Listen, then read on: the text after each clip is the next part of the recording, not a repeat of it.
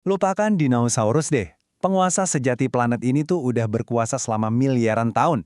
Dan mereka nggak pernah kemana-mana.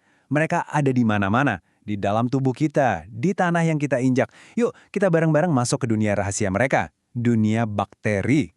Lihat angka ini. Gila kan? Itu perkiraan jumlah bakteri yang ada di bumi. Coba deh bayangin, itu jauh lebih banyak dari semua bintang di alam semesta yang bisa kita lihat. Kalau kita main adu banyak-banyakan, udah jelas. Mereka lah penguasa sejati planet kita. Oke, pertanyaannya emang kedengaran dramatis. Apa rencana mereka? Tapi, ini penting banget. Kalau mereka sedominan itu, kita wajib tahu siapa mereka, gimana cara kerjanya, dan apa sebetulnya peran mereka. Yuk kita bedah dari dasarnya. Oke, kita mulai dari yang paling basic ya. Semua bakteri itu masuk ke dalam satu kerajaan besar, namanya Kingdom Monera. Dan semua yang ada di kerajaan ini punya dua ciri khas utama yang sama persis. Pertama, dan ini yang paling dasar banget, mereka itu uniseluler. Coba bayangin, semua fungsi kehidupan, makan, gerak, berkembang biak, semuanya terjadi cuma di dalam satu sel. Kalau kita ini ibarat kota super besar dengan triliunan sel, nah setiap bakteri itu kayak satu negara merdeka yang mandiri. Yang kedua, mereka itu prokaryotik. Nah ini bedanya penting banget nih. Kalau di sel kita, DNA itu disimpan rapi di brankas yang namanya nukleus. Tapi kalau bakteri, cetak biru genetik mereka tuh ya ngambang aja gitu di dalam sel. Kelihatannya simpel, tapi desain ini ternyata efisien dan tangguh banget. Tapi simple bukan berarti lemah ya. Justru sebaliknya, bakteri itu mesin bertahan hidup yang efisiensinya luar biasa. Yuk kita intip beberapa suku cadang kunci yang bikin mereka sekuat itu. Pertama, ada baju zirahnya, dinding sel. Ini kayak pelindung super kaku yang terbuat dari zat namanya peptidoglikan. Fungsinya bukan cuma ngasih bentuk, tapi juga ngelindungin dari lingkungan luar yang keras. Ini krusial banget buat kelangsungan hidup mereka. Terus, mereka punya mesinnya, flagel. Nah, kalau kamu pernah lihat gambar bakteri warawiri, kemungkinan besar kamu lihat si flagel ini lagi beraksi. Bentuknya kayak cambuk yang muter-muter buat dorong bakteri, jadi mereka bisa berenang cari makan atau kabur dari bahaya. Nah, ini nih salah satu bagian paling cerdas dari mereka, plasmid. Anggap aja ini kayak flash disk genetik. Isinya kode-kode ekstra, misalnya resep buat ngelawan antibiotik. Dan yang paling gila, mereka bisa saling bagi-bagi plasmid ini, jadi kemampuan baru bisa nyebar ke seluruh populasi bakteri dalam sekejap. Keren kan? Oke, jadi kita udah tahu nih anatomi dasarnya. Tapi, jangan salah, nggak semua bakteri itu sama. Kerajaan Monera ini ternyata kebagi jadi dua kekaisaran besar yang beda banget. Eubacteria dan Archaebacteria. Coba kita lihat deh, bedanya apa aja. Pertama, lihat di bagian dinding sel. Eubacteria, atau bakteri sejati, itu punya peptidoglikan.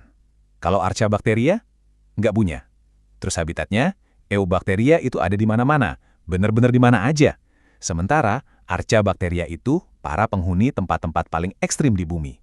Jadi intinya gini, walaupun kelihatannya mirip, dari segi kimia dan gaya hidup, mereka itu beda dunia. Dan ngomongin ekstrim, ini beneran ekstrim loh.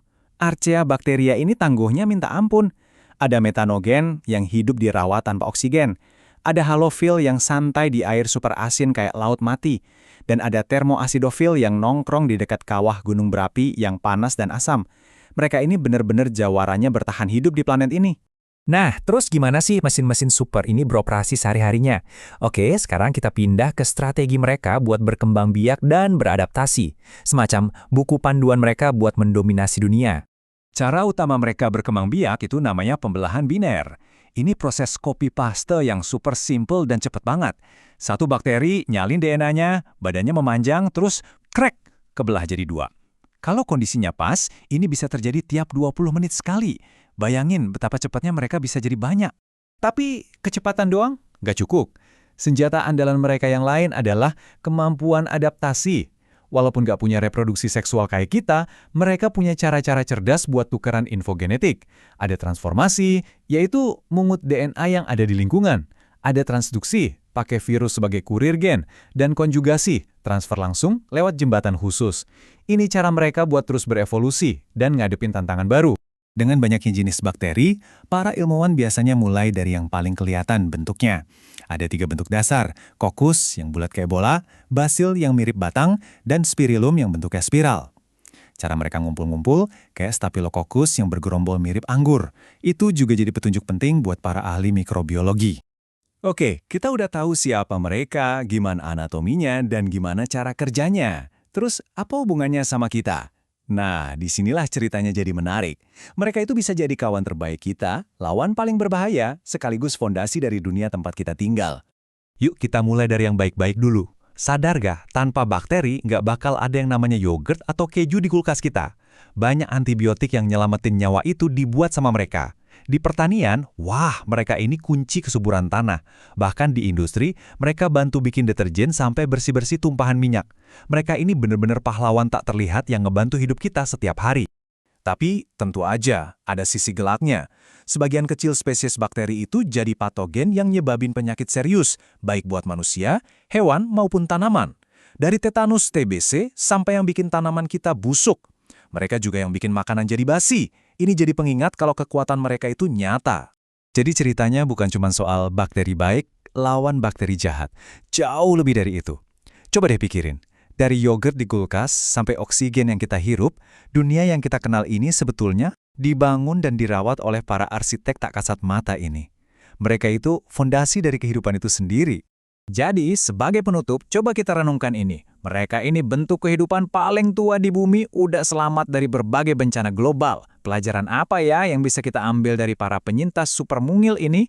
Soal ketahanan, soal adaptasi, dan mungkin soal masa depan planet kita sendiri.